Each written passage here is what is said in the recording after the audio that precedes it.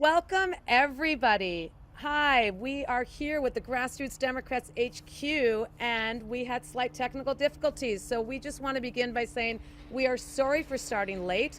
We are glad that you are all here and that you got the message of the new Zoom, and we're excited to be here. If everybody could please put themselves onto mute while we're having the program, and we promise you at the very end we will be having a very extensive question and answer, but please hold it until the very end. I'm really happy to be introducing you to Brian Coker, the CFO for the Grassroots Democrats HQ, who's going to welcome us and get our program started. Thank you for being here. Welcome, everybody. We're so happy to see you tonight. As Tamara mentioned, I am Brian Coker. I'm the CFO of the Grassroots Democrats HQ, and I'd like to welcome everybody. We're going to talk about redistricting and California House races tonight. It's a gripping subject, better than seeing the new Star Wars or anything that's streaming on Netflix. So you've definitely come to the right place for your entertainment during this happy hour. So very briefly, I want to go through some of our staff so you know who you're talking to. Our fearless leader, our president, Melissa Grant, could not be here tonight, so I'm subbing in as the MC. We also have Ingrid Van Eckhart, our event coordinator, Mana Shustari, our field director, Davis Hahn, our political consultant, Barry Rosenbaum, senior staff, Andy Linden, recruitment coordinator, Eve Levinson, national youth advisor, Robert Jimenez, field organizer, Pratush Malik, our technical coordinator, and then all the fellows, please raise your hands so we know you're there. We love our fellows. And I salute whoever of you has actually gotten it, that it's supposed to be a happy hour. If you have your beverages, I salute you. Well done. I had mine before, so boring old ginger ale. All right, so let's get to it because we're running a little bit behind. So why don't we, we're gonna show some slides that get right into California redistricting and what is going on in our great Golden State. So Mana, you want to fire that puppy up? Queuing it up. Boom. We are in presentation mode. So ramifications of redistricting. So I think first thing we're going to cover is the national view and why this matters. So I'm going to turn this over to Davis. All right, thanks so much, Brian. And thank you all so much for being here tonight. I know everyone's got Zoom fatigue by this point of the pandemic, so the fact that there are 141 of you here really shows how dedicated everyone is to making sure that we hang on to our majorities this election. So thank you. My name is Davis Hahn. I'm the political consultant for the Grassroots Democrats HQ. And I just want to start by giving you a little bit of a look at the national landscape, how we got where we are, and what things look like heading into 2022, the midterm elections. So if we look at the recent history of House elections, I kind of start with 2016. That was the fourth election in a row where Republicans had won a majority in the House of Representatives. This, of course, was also the infamous election that elected Donald Trump. But if you fast forward to 2018, I think many of us remember this election really well. We flipped 41 seats nationwide to take back the House majority for the first time in 8 years. We won a 235 to 199 majority, which was a resounding repudiation of the Trump administration, the first 2 years of the Trump administration, and Lord knows what other damage they could have caused to this country had they held on to Congress for another 2 years. We won the popular vote by nearly 9 points, which is pretty unheard of in a midterm election for the House. That was actually the largest popular vote victory for either party in a House of Representatives election in 44 years, since 1974, when Democrats won a huge majority after the Watergate scandal, and they held on to that for about 20 years as well. We flipped 7 of those 41 seats right here in California. Many of you worked on those races, making calls, knocking on doors, writing postcards, sending texts. And so that's just a preview of how important California really is to control of the House, despite how blue of a state we are. So heading into 2020, after that success and looking at the polling heading into the presidential election, a lot of the experts were projecting that Democrats would pick up anywhere from another 5 to 15 seats and expand our majority. That didn't happen, as a lot of us remember. It wasn't that long ago, and pretty disappointingly so. And there were a number of factors for that. One factor was, of course, that you had Donald Trump on the ballot, so folks who didn't approve of him could repudiate him by voting for Joe Biden while also supporting down ballot Republicans that they might normally align closer with. In addition to that, Democrats, we were not knocking doors because we were trying to stay safe during the pandemic. So we couldn't bring our message face to face with voters. Republicans never really stopped knocking doors during COVID. And that hurt us as well. And it ultimately led to a 14 GOP gain, plus 14 GOP gain in the 2020 House elections. So that leaves us where we are today. With a 222 to 213 GOP majority that's actually since shrunk, I believe, to 221 to 214. And so what does that mean? What is the bottom line heading into 2022? That means Republicans only need 5. You can count them on one hand. They only need 5 seats to flip 5 seats anywhere in the country to take back the majority. And I don't think I need to tell you what that means. That means that the Biden-Harris agenda would be dead for the next 2 years. Joe Biden would essentially be a lame duck president. It also means that certification of the 2024 presidential election results would seriously be in jeopardy if it doesn't go the way that Kevin McCarthy wants it to. So we know what the stakes are, and there is a very slim margin for error. But before we pivot to California, I do want to talk about one sliver of hope or one positive development we've had over the last year. If you had asked most of the redistricting experts and analysts about 6 months ago how they thought redistricting was going to go, they probably would have told you that they expected Republicans easily could have picked up those 5 seats just from redistricting and gerrymandering alone, given how well they did in state legislative elections in 2020.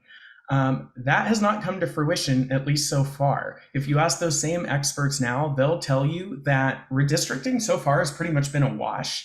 And there's a chance that we could actually be on a little bit better of a playing field as in Democrats heading into 2020 as far as district lines go compared to where we were in 2022 compared to where we were in 2020. So that's a little bit of a positive, and part of the reason for that is what's happened with redistricting in California. So if we can move to the next slide.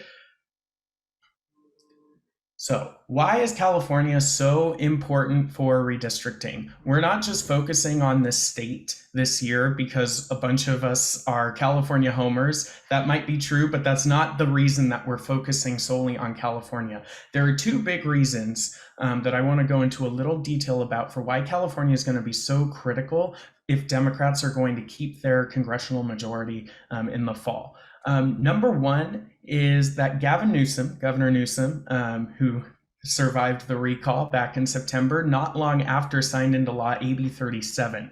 And what this law does is it makes universal vote by mail, which was put into place during COVID in California, and now it makes that permanent. So for every election, if you are a registered voter in California, no matter if you signed up to vote by mail or not, you are going to get your ballot mailed to you. Why does this matter? This is going to be so helpful for Democrats in an election where we might have a little bit of a turnout gap. That means that every Democrat is going to get a ballot in the mail, and it's going to be so easy for them to return it. It's going to be so easy for organizers like us to contact them and say, hey, you already have your ballot. Can you just quickly fill it out, put it back in the mail? You don't even have to leave your house. That is a huge advantage that does not exist in any other state that has as many competitive congressional districts as California does. So that is one reason why California is going to hold the key to the House majority. And if you don't believe me, just look at the recall election results from September. Governor Newsom survived the recall by the same margin that he won his first election in 2018, which was a Democratic wave election, which was close to a 30-point margin. Just 2 months later, when national Democrats and President Biden's approval rating were in the exact same place, We lost in Virginia, a state that does not have universal mail voting. So that's just one example of how this is going to be tremendously helpful to Democrats this year, even though Republicans might have an enthusiasm advantage. Number two is that California does have an independent citizen-led redistricting commission. And while that tends to usually work out neutrally, and I believe it did work out neutrally in this cycle, just the fact that Republicans were not in charge of the process, it actually turned out to be very beneficial for Democrats in terms of how the different lines sorted out. All 42 of our Democratic incumbents statewide have retained districts in which they have substantial Democratic voter registration majorities, and 5 out of the 11 Republican-held districts in the state actually became more Democratic, more vulnerable for those GOP incumbents. So that means California, more than any other state in the country, is not just a ripe opportunity for us to defend our majority. It's actually probably our best opportunity to pick off a few Republican seats and actually expand that majority, something that might not be able to be said about other places in the country.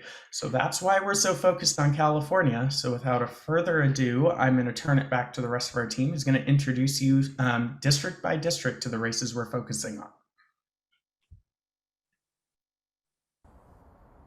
Okay, so I'm going to hit a sort of an overview of this next before we dive deeper into these change the spotlight. These districts. So, okay, all right. So we're going to start in Southern California. So you're going to see, for those of us who are congressional district nerds, we have to learn a new numbering system. But I'll just take you through very, very briefly, and then we're gonna dive deeper into each of these, what we consider to be swing districts. So let's start at the 27th district, which used to be the 25th. Republican Mike Garcia is the incumbent, and Christy Smith and several other Democratic candidates are going to be running against him. This district has shifted blue, so it's a great pickup opportunity for us. Very briefly, Michelle Steele is moving into what's now the 45th district. And Katie Porter, Michelle Steele is a Republican. Katie Porter, who is a Democrat, who most people know, her district, she actually was moved out of her district, meaning her home is now in the 47th, which, for those of you congressional nerds, looks a lot like what used to be the 48th district. The 40th district is Young Kim. She is a Republican, used to be in the 39th district. She's going to be running again here. Mike Levin, the 49th district, looks very similar. He's a Democrat. This district looks pretty similar to the one he's won in already twice. And then, as Davis mentioned, Ken Calvert is in one of those districts that was a safe Republican seat that's now only R+1. So is it a swing district in 22? Probably not. But in a off-year election where the Republicans are in the majority, I think Calvert could be vulnerable. Next slide, please. Okay, so now we're going to go up to the Central Valley, where there have been some other significant changes. So, so we have a question on what the different colors mean. So dark blue means heavily a Democratic district. Blue means leaning left. Dark red means a solidly Republican, and light red means leaning Republican. So thanks for that. So first of all, let's start with Josh Harder. Josh Harder is actually moving districts. He's moving from what was the 10th and is now the 13th, which is an open district, to the 9th with Jerry McInerney retiring. Jim Costa is running in a very blue district in Fresno. The 13th district is now open. This was the 10th. And David Valadeo's district, which is the 22nd, he is a Republican, has gotten significantly bluer. Another great potential pickup for us. Okay, so let's go to the next slide. So we've put together a table that has a lot of detail on which of these swing districts, what their demographics is, what the key areas are, the incumbents, et cetera.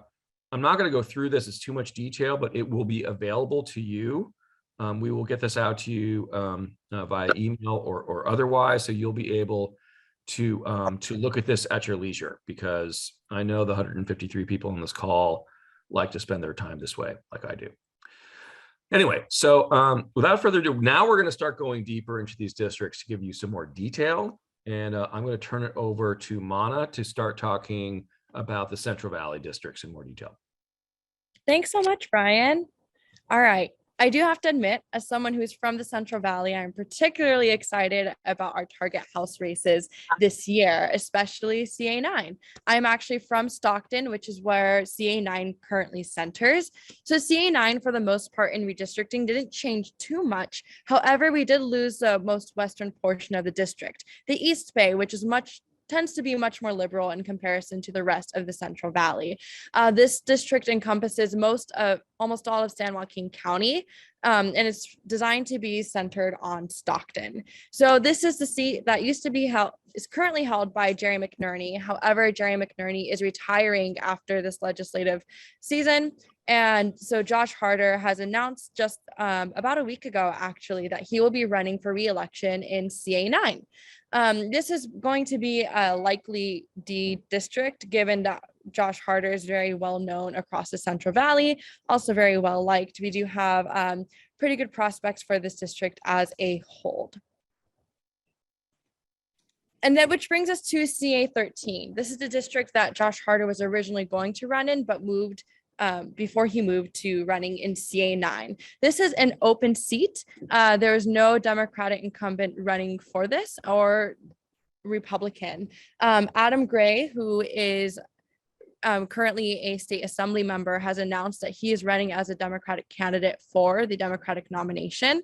And this is one of our really good prospects to flip. This is drawn to be a Latino district. In fact, 50% of the district is Latino. And this is rated to be a lean D district by Cook Political. And then we have CA22. The incumbent here is David Valadao, a Republican. He is a bit more moderate in comparison to the other Republicans currently in the House of Representatives. He's one of the Republicans who actually voted to impeach Donald Trump for impeachment after the insurrection. However, this is also one of our best prospects to flip. Cook Political gave this district a toss-up rating, and given that Valadao just barely won this district in 2020, after we flipped it in 2018, there's a good chance that we can take this back. The HQ is currently working on has been doing postcards into this district for the past year, and we're also working in tandem with a action council in CA22 to see how we can uplift canvassing, more phone banking opportunities, and of course continuing our postcard writing. This district also does encompass a lot of Bakersfield, which does provide us with the opportunity to potentially send up Los Angeles volunteers into Bakersfield to do canvassing. And what's really great about doing canvassing in this district, CA13 and also CA9, is that these are a lot of these voters have actually never been canvassed before. Nobody has come to their door encouraging them to vote. So the volunteer experience for canvassing in these districts does tend to be very gratifying, because after a 5-minute conversation with the voter, they are very likely to commit to voting for a Democrat in November. And now I'm going to pass it over to Tamara, who's going to talk about CA27.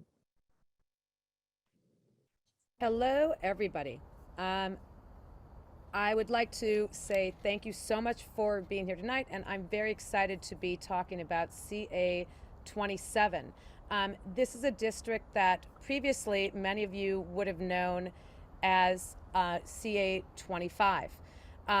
We have been canvassing in this district ever since November of last year, actively with a large-scale action council in that area. The incumbent is currently Mike Garcia.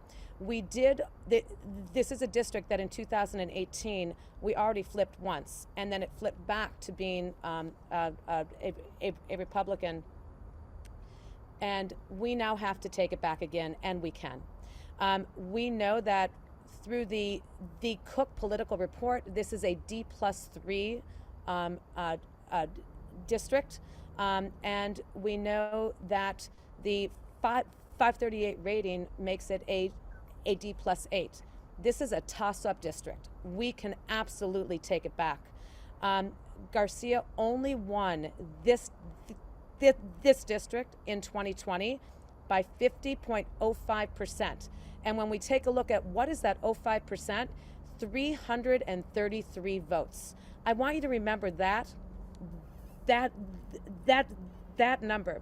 That is a rounding error. What that number truly is that we were not out there and knocking on doors. If we had been out there knocking on doors, I really truly believe that we would have won this district. So we're going to do it this time. What else is happening for us that makes this a very positive experience? With the redistricting, we took out the strongest Republican area, which was Simi Valley.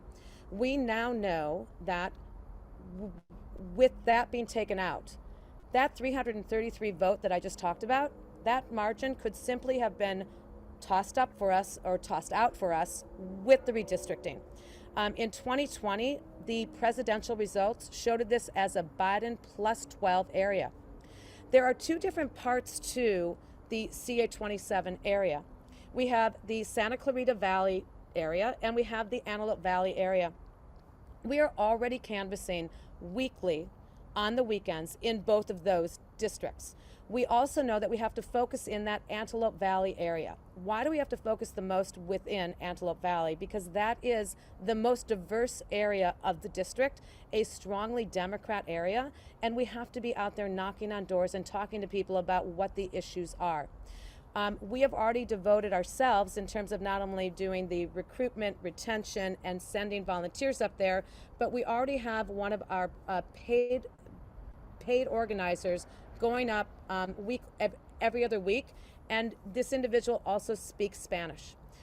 As we go through, and at the very end, we're going to be asking for volunteers. One of the things that I want you to be thinking about is if you speak Spanish or you have friends who speak Spanish and they are geographically located so they could be helping us knock on doors, we want to be up there. So CA27, everybody, is a place that we can make a difference, and the coalition of volunteers is huge. If you happen to be from one of the many groups that is part of the CA27 Action Council, please put that into the chat, because we want to stand you up. We want to let you know that the coalitions that we are working with in CA27 are going to help us win. I'm now going to turn this back over to Brian, who is going to talk to us about the Orange County area as we are moving farther south in the district. Thanks, Tamara. All right, so we're going to talk about the 45th district. This district is 37% Asian voter and about 23% Latino. So it includes Westminster, Garden Grove, Buena Park, and Fountain Valley. According to this may be the swingiest of the swing districts in California. As you can see, Cook Political and 538 can't decide who has a registration advantage, which gives you some idea. The electoral history we have here mirrors the 48th district, but it isn't exactly, it's somewhat applicable because this district has been redistricted. It had some of the old 45th district was in here as well. We do know that Michelle Steele is running. She's actually moved from, I think the 47th would be sort of her natural stomping ground, but she moved to the 45th, presumably because this is a predominantly Asian district. And as people are saying in the chat, Jay Chen right now is a fairly prominent Democrat that is challenging Michelle Steele. So generally speaking, this is a Biden +6, but in an off-year election that doesn't guarantee anything. But as Davis said, with everybody getting a ballot, I think if we can canvass here, which we did like crazy in 2018, I think we have an excellent shot. Especially because if you know Michelle Steele's voting record, she is a Trumper all the way. I mean, she is not. David Valadao, you could argue in some ways is a moderate. Michelle Steele, absolutely not. She is just a typical Trumpy Republican. Okay, next, please. The 47th district. This includes Costa Mesa, Huntington Beach, Newport Beach, and Laguna. For all you congressional dorks like me, this looks very, very similar to the 48th district. So the way that they redistricted the 47th, actually, it's gotten bluer. So I would say, even though we have the electoral history that looks like it's Katie Porter's, I think in some ways, actually, the previous slide's electoral history may be closer. This is a seat that Harley Ruda actually won in 2018, and then Michelle Steele narrowly won again. Porter, we feel pretty good about her for several reasons. One, she has an incredible war chest. I think she might be the best funded candidate, best funded Democratic incumbent in the House right now. She has excellent name recognition, and she is a master at talking at voters. If you've ever listened to her and her whiteboard energy, she's an absolutely remarkable politician, and she can talk to everybody. She can talk to independents, Republicans, Democrats, and in the 47th, she's probably going to need just a sliver of Republicans, but a strong showing of independents. That district is 63% white, 15% Asian. Just in case you're wondering about the demographics of it. Okay, so I'm going to turn this over to Davis to talk about CA 49 and some of the other districts we're kind of tracking. Thank you, Brian. So CA 49 is the last of our current 7 targets in California. In just a moment, I'll show you the other districts that we are closely looking at potentially adding. But CA 49 is the district where Mike Levin is running for re-election. He currently represents the old CA 49, which very closely mirrors this new district, but not quite. I've heard a lot of folks over the last couple months say, oh, Mike Levin is safe. We don't have to worry about him. And I want to push back on that because that's actually not true. We all said that going into 2020, or a lot of us did, and he only won re-election by 6 points. And his district got more Republican this time around by about 2 to 3 additional points in the red direction. So this is going to be one of the most competitive races in California in 2022, and definitely a top of the list target for Republicans to try and pick off a Democratic seat. It's before redistricting, it was rated as a D+4 above the national mean district. It's now down to D+3. I would ignore the forecaster rating that it's a likely Democratic district. There are some really strong Republican candidates who have already announced. Unlike last time where Mike Levin went against a pretty, standard Trumpy type of Republican who's not going to appeal to the South Orange County, North San Diego County moderate. That's not going to be the case this time. So I think we really need to focus our efforts to make sure that Mike Levin gets reelected to the House in 2022, because this is going to be a closer race than a lot of people think. Next slide, please. A few other races to watch across California. I think there are 3 in particular. Now, depending on how the political climate shapes out over the next 8 months, it's of course a long way off to Election Day. This could of course change. We could add more races to our radar, but these are just some additional races that we're not committing to working heavily on now, but we're definitely going to watch and see how they develop.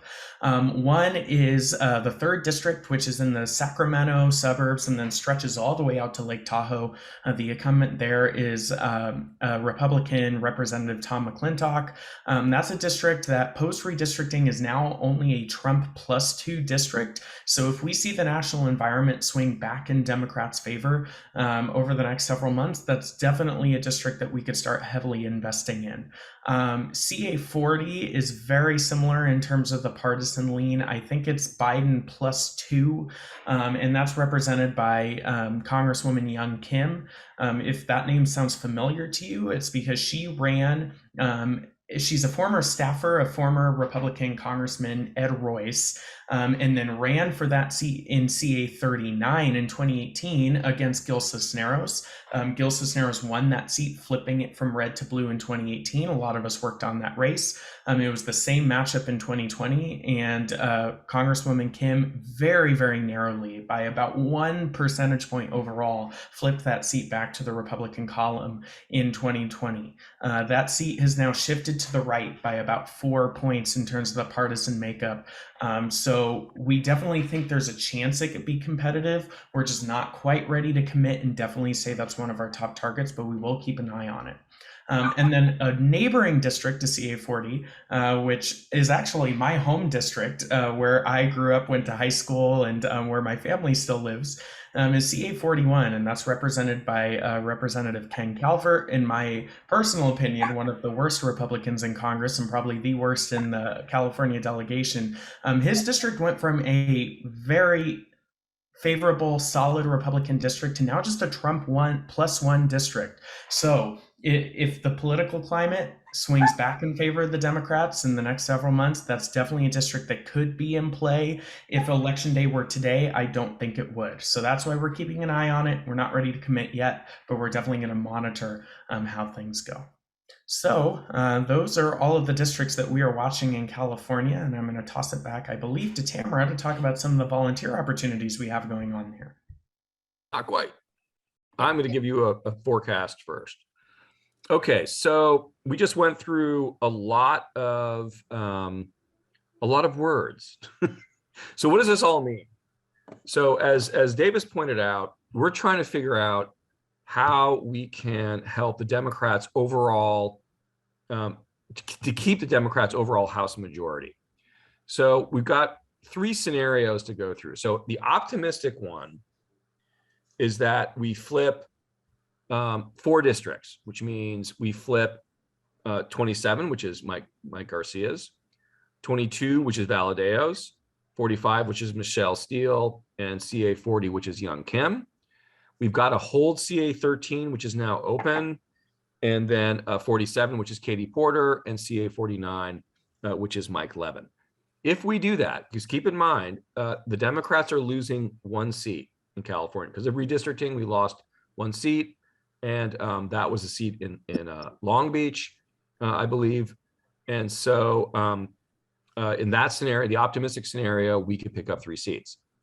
Well, we think that's going to be a tough slide, but more sort of realistically / optimistically, we think CA 27 is probably our best flip possibility, and we think since we're going to be canvassing again, very likely we can pick up either 22, 45, 40 is probably the hardest. 22 or 45, I think, is probably more realistic. Holding 13, 47, and 49 is going to take a lot of work. As Davis said, yes, they're blue districts, but in this particular environment, it's going to take a lot of work, especially because CA 13 is now an open seat, right? Josh Harder moved up to CA 9. So there's going to be, that's an open seat, but it's very Democratic leaning. If things don't go so well, it's possible that we can flip 27, but maybe we will lose 13 or 47. So that in that particular scenario, that would end up as a net loss of 1 seat because of redistricting, we lost 1 to begin with. So that is we're really hoping to pick up at least 1 seat. That's what we're going to work very, very hard for. And we can be optimistic and say maybe we'll get 2. And if things go really, really well, we'll get 3. Okay, so with that, now I'll turn it over to Tamara to talk about volunteer opportunities. And I'm actually going to pass it over to Mana, who is going to talk about our Young Dem Programming, which is volunteer opportunities and many great things that we're doing. Go ahead, Mana. Thanks.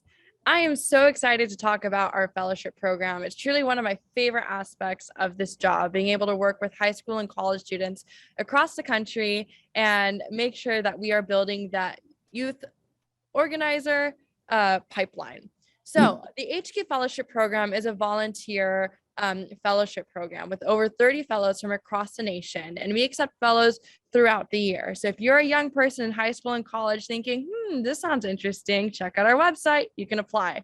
And when I say the HQ Fellows truly power the operations of the Grassroots STEM HQ, that is not an exaggeration. If you have requested postcard addresses and received them in your email, if you've attended a phone bank, if you're looking at the chat and a happy hour, seeing all these links to HQ activities, those are our fellows doing the incredible work to make sure that we are, the HQ fully operates.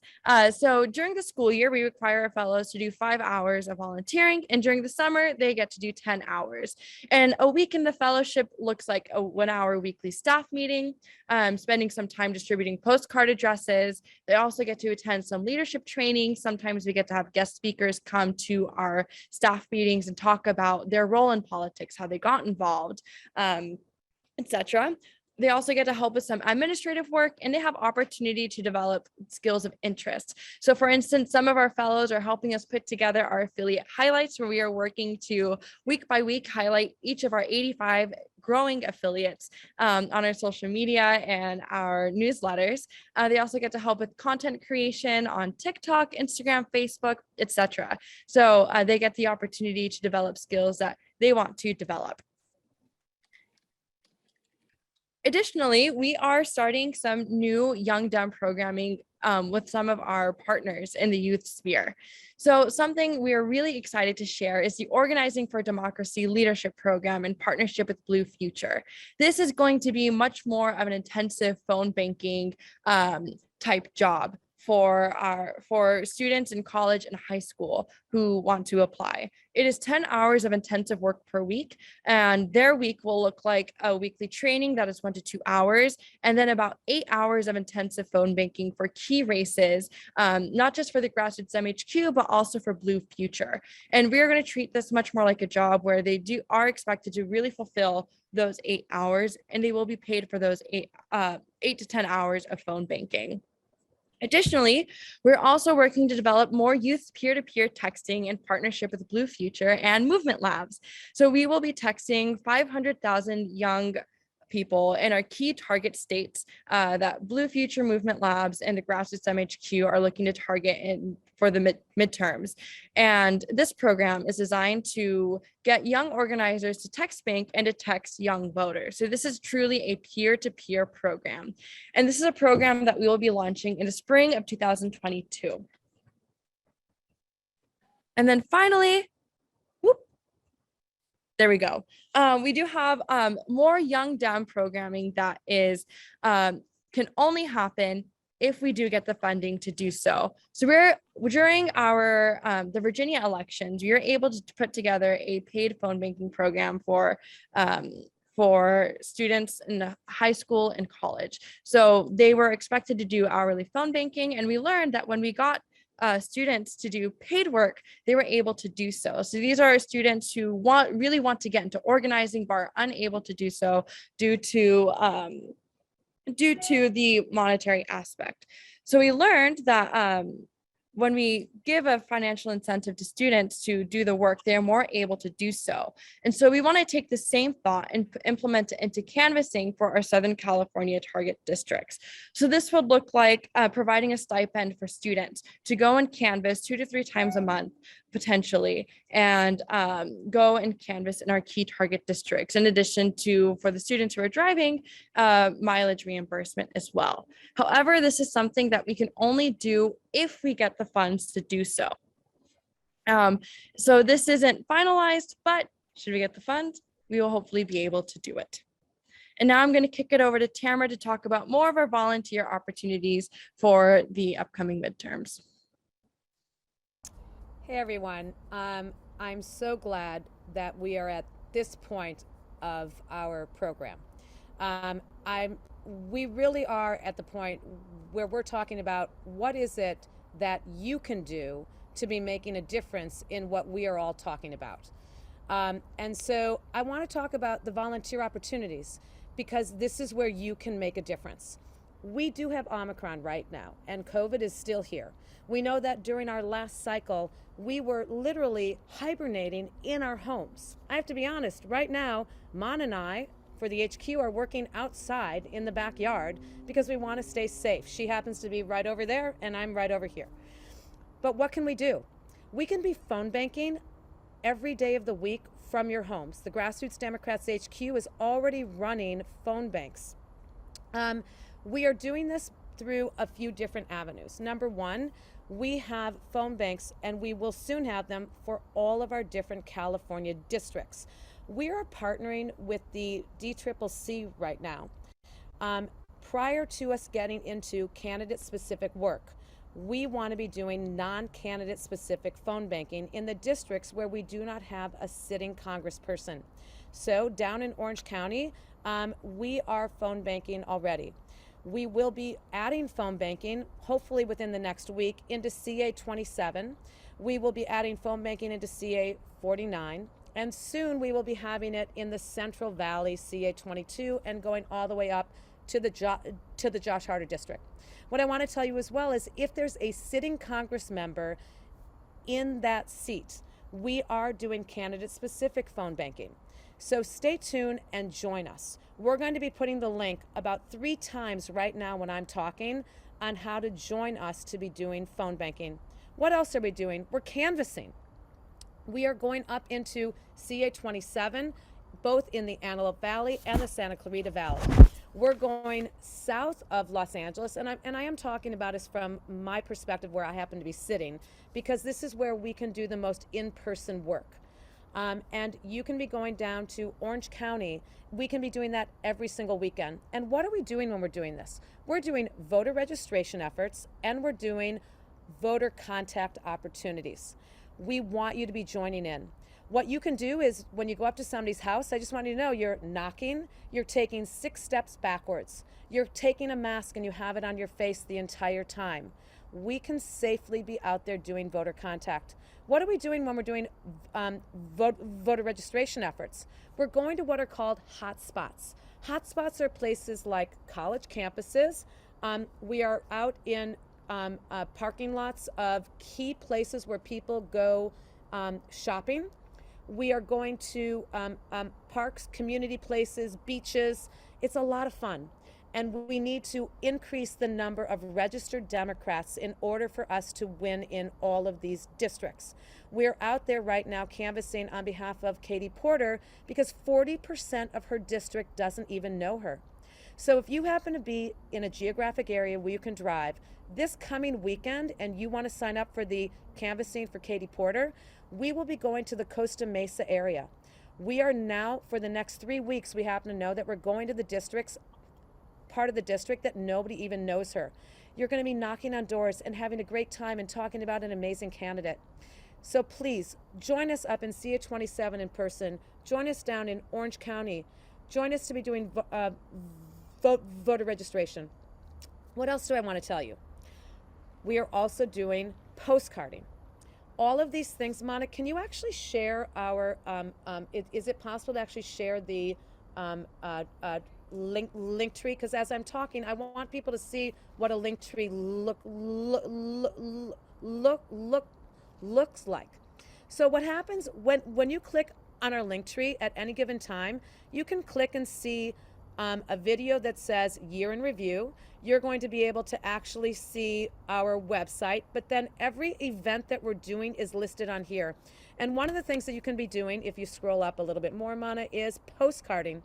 When you sign up to be postcarding, we are giving you the addresses and the scripts into our target districts. If we're writing into a district that doesn't have a sitting Congress member, we are letting that person, that voter, know about what is happening in their district. We are talking about the infrastructure bills. We're talking about what Democrats have done positively, and we're letting them know that their sitting congressperson did not vote for what they need done. When we are going to be talking about when there's a sitting Congress member, we are letting them know what that person, Josh Harder, Katie Porter, and Mike Levin have done and why they need to keep that person in place. We want you to be postcarding with us. But then we want you to lift that level of engagement. We want you to get onto the phones with us. If you've never phone banked before, simply sign up with us. You're going to get trained on that Zoom call. We're going to be giving you the links, and then if you are with a group that wants to be phone banking, we'll give you what we call phone banking in a box. You can lead your own Zoom rooms. You don't have to have us do it if you don't want to. And once you know what to do, you can do it alone at home. So we have postcarding, we have canvassing, and we have phone banking. What else do we have? We have texting. We are going to be partnering, Mon, if you want to take me off of the link. We are partnering with a group called Movement Labs that is offering us right now about 100,000 texts per district that we have in California. And we're going to be texting voters and telling them about volunteer opportunities. After we do the texting with them, if somebody says, hey, yes, I want to volunteer, we're then going to phone bank and call them. We're going to say, thank you so much for saying you want to volunteer in, let's say, CA 27 or CA 45, CA 40, wherever we are, and we're going to connect them to a volunteer opportunity that they want to do. Right now, during this period of time, the most important things that we can be doing is initial voter contact, voter registration, and volunteer engagement. We want to get people to start volunteering. So that is where we are. If you think about the arc of the year, that's what we have to be doing. So please join us. Now, what else can we ask you to do in terms of volunteering? We're going to put a link in the chat, not only for the link tree. Mana, do you want to switch to the next? Is the next one about becoming a volunteer captain? We don't do this alone. You might have just heard about all the different staff and volunteer staff that we have, but the real shining light partners are our volunteer captains. We can't do this alone. We need people that are leading phone bank shifts. Jessica Craven was just leading a shift right before us. It started at about an hour and a half before this event happened. But I got to tell you, what we call the flake rate, the number of people that show up to the phone bank, is a lot lower than we'd like it to be. So we also need people to be doing recruitment and retention phone calls. That means that when we have 25 people sign up for something, they need a phone call the day before that says, thank you so much for signing up. Can we expect you to show up? And if they don't show up, or if they say no, they can't, we reshift them into another one. We also need people to help us with our postcard distribution. I happen to know that James Liebefarb is in this room right now. James Liebefarb is a postcard distribution crew captain. What does he do? He drives postcards around to people who either can't order them themselves, they can't come by and pick it up off of the front porches of different houses that we might have postcards at. We also need canvassing captains. What is a canvassing captain? This is an easy one, guys. We're not going to be asking you to do more than say, I want to go to this and this and this canvas, and I'm going to ask my friends to come as well. When you go and you bring one friend or 3 friends with you, and you post pictures of what you're doing, you are seriously doing us a huge service. You are out there doing it yourself, but you're elevating it to a larger degree. You are letting other people know that I'm doing it, I want to bring my friends. I'm doing it, and I'm going to help you do it. When you become a canvassing captain, some of you may actually become trainers for us. But don't be afraid to become a canvassing captain, even if you're not ready to become a trainer. What else do we need? Social media amplifiers. If you're someone who spends a lot of time on TikTok, on Instagram, on, what am I missing here? On Facebook and Twitter, you could become a social media ambassador. Mana will do a training for you on taking the information on the posts that we're making and then simply put them out to your networks. Why is that important? I got to tell you, a year ago, I used to take every message that we did and I would go put it onto 25 different Facebook posts. And you know what happens when I would do 25 different Facebook posts and I did it 5 times a week? I got locked out of Facebook. But I also was only doing it to 25 Facebook posts. Now, Mana, how many different people do we have who are part of your crew of being a social media ambassador? We have about 25 amplifiers, and each one of them has their own network. It's a huge benefit for us, and it's a huge benefit for you, because when the message gets out there bigger, we get more people volunteering. So please, take the link that is going in the chat right now. I'm challenging you to do 2 different things. One is I'm challenging you to sign up for 2 volunteer events. Sign up to Postcard, to Phone Bank, and to Canvas. What else? If you're willing to take on any of these captain roles, please do it. And I promise you, we're going to highlight you. We're going to shout you from the stars. Because when you become a captain and elevate yourself just one step above being the volunteer who shows up in the room and is the rank and file people that make sure that we get done what we get done, we need people who are the ones that amplify it, that lead them. Mana, Davis, Brian, Melissa, Andy, Barry, Eve. We can't do this alone. It is all of you that are the captains that really shine to make this happen. Can you go on to the next slide? So here we are. This is not a fundraiser. We currently have 133 people, and I got to tell you, at one point I think I saw 156 people in the room. We need you here. We want you to come once a month to these updates that we're doing. They are not fundraisers. We want you to volunteer. That was my biggest ask. But you know what else I'm going to ask for? We haven't done a fundraiser. You haven't seen a fundraiser coming out from the Grassroots Democrats HQ in probably almost 6 months. But we're going to be steadfast here for the next year and beyond. We have had to put on hold fundraisers because of Omicron, because of COVID. So this one I'm going to ask you. If you have it in your ability, join us. If you think any one of the programs that we just talked about matters, we have set up a special fund specifically focusing on the House races that we are doing. Would you join us as a recurring donor of $22? If you're willing to do that, put it in the chat and say, I'm going to become a $22 sustaining donor. We appreciate that. And I'm going to start it off because it's a brand new fund that we just started tonight. I'm personally donating, as soon as I'm done speaking, the $22 a month. What is that? That's the amount that I spend on Postmates to come to my house when I'm working in the backyard because I'm too tired to go and cook a meal. So if you're willing to basically have a meal with us once a month, and by supporting the work that we're doing in our House races, we're going to be creating a fund for every different area that we're working in. And please become a supporting donor. If you're someone tonight who's saying, I can't become a monthly donor, by the way, Heidi, thank you very much. Heidi Goldstein just became a monthly donor. And we have Richard Feltz, thank you very much. If you can't join as a monthly donor, would you please, and someone just also sent me that they're becoming a supporting donor, but they don't want me to tell their name, would you donate $22 tonight? And then please raise your glass with me and make a toast. I'm going to make it so I am no longer a spotlight. And I'm going to also take a moment to take a toast. Would everybody raise their glass for one moment before we start doing the photo? I do want to tell you, we are going to do a photo right now. And I want everybody raising a glass. Why? Because you're amazing. Each one of you not only showed up tonight because you want to hear about what it is you're doing. You are volunteering your time. You are canvassing. You are postcarding. You are texting. You are making phone calls. You are leading. You are leading the way. And we're going to toast you. And Mana, while I'm doing this, is going to take a screenshot. Because tonight is the beginning of 2022. And I'm really happy to be here. So everybody smile, take a picture, and then we're going to do Q&A.